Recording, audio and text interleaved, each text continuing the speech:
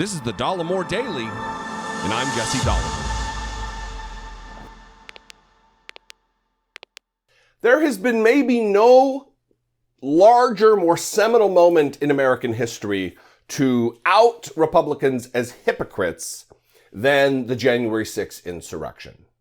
The party of law and order who harumphed about the uprisings across the country following the murder of George Floyd.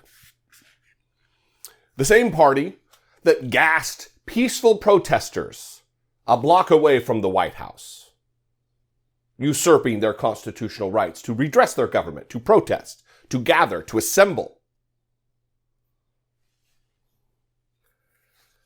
And in the wake of the January 6th insurrection, we heard a few people come out and say things that were correct, identifying what took place as what it was: an insurrection, a rebellion, an attempted overthrow of the United States government by way of overturning a free and fair and settled American election.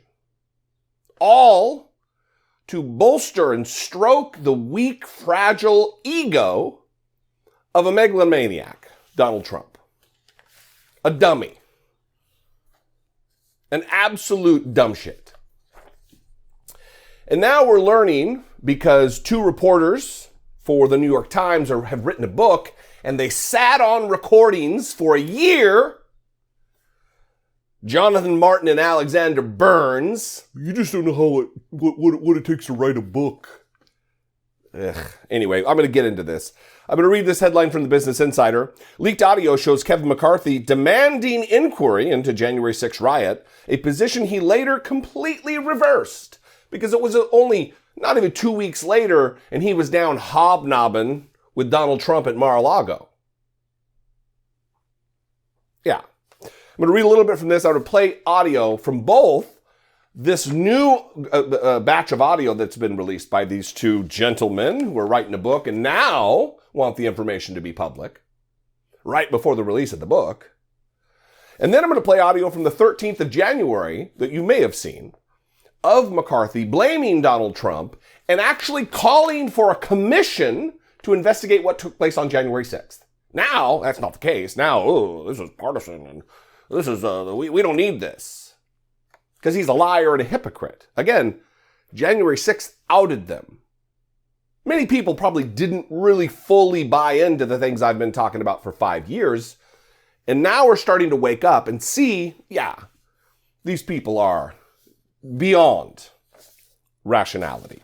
Reading from this article, leaked audio shows House Minority Leader Kevin McCarthy supporting a congressional inquiry into the January 6th, and I'm assuming they mean insurrection after that, but this is apparently not proofread very well. The total opposite to the opinion he later argued in public. The audio, recorded 5 days after the riot, was played Wednesday on CNN after being obtained by New York Times reporters Jonathan Martin and Alexander Burns. Once again, this is written as though they just found it out and they just turned it over to CNN to play. They've sat on this audio. They've had this audio for a long time. They're doing a disservice to the nation, the same nation that offers constitutional protections for their job. It is gross. Alexander Burns, and Jonathan Martin, you are gross. It undermines the fervent arguments McCarthy made in public against the creation of the bipartisan House committee investigating the riot, which is due to begin its public hearings Thursday evening. Tomorrow, 8 p.m. Eastern. Be watching. The very next day on Friday, I will have a litany, a slew, a peck, a myriad, a pile of videos addressing multiple points that are brought up during the hearings. In the audio, McCarthy can be heard addressing Republican leaders. In one part, he describes how on the day of the riot, he asked then-President Donald Trump to call off the rioters. Quote, "When they start breaking into my office, myself and the staff got removed from the office. In doing so, I made a phone call to the president, telling him what was going on, asking him to tell these people to stop, to make a video and go out. And I was very intense and very loud about it, he said. Yeah. Here's Kevin McCarthy saying that very thing in audio that is just now being released by these two New York Times reporters. We cannot just sweep this under the rug. We need to know why it happened, who did it, and people need to be held accountable for it. And I'm committed to make sure that happens.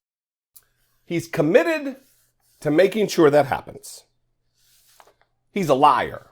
He's a filthy hypocrite because he has done nothing but try to stymie the work of the committee that is investigating the insurrection, the attempted overthrow of the United States government. And Republicans want to paint this as some kind of a partisan exercise.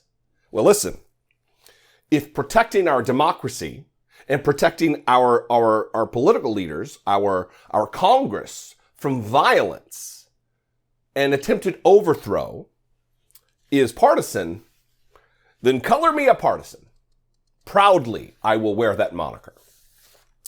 And again, as promised, here is Kevin McCarthy on January 13th, 2021. 7 days, just a week after the insurrection, saying that the president bears responsibility for the insurrection and that also the events of January 6th deserve a commission, a fact-finding commission to determine what took place. Just a week. So what has changed? Watch this. That doesn't mean the president is free from fault. The president bears responsibility for Wednesday's attack on Congress by mob rioters. He should have immediately denounced the mob when he saw what was unfolding. These facts require immediate action by President Trump. Accept his share of responsibility, quell the brewing unrest, and ensure President-elect Biden is able to successfully begin his term.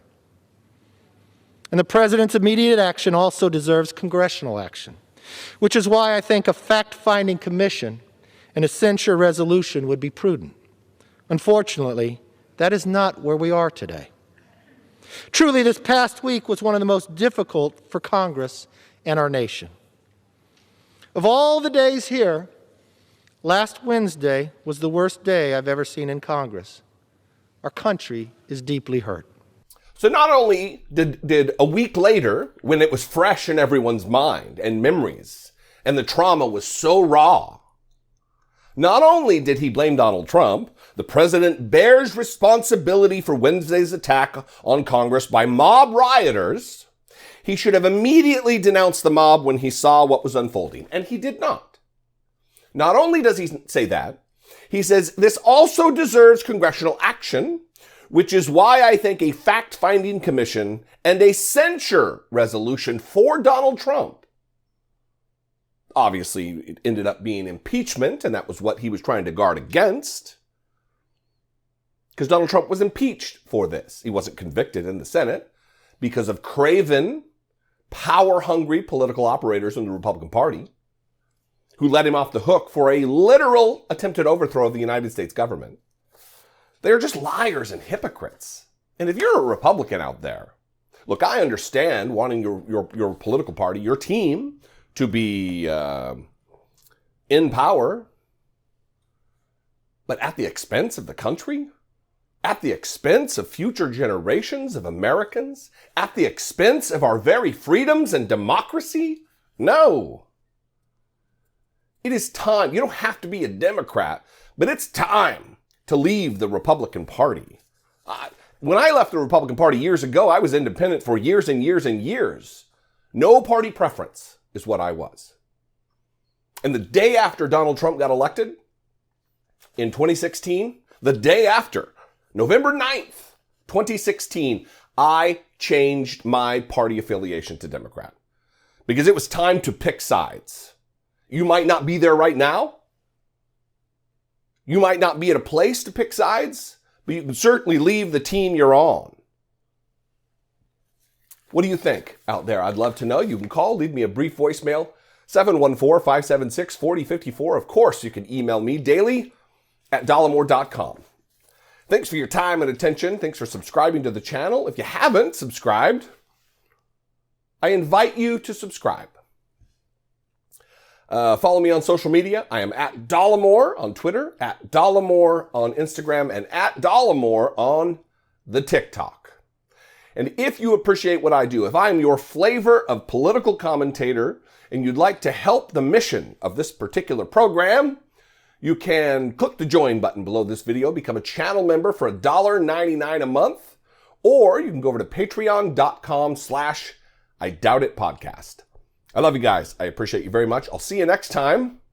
Until then, be genuine. Take care of one another.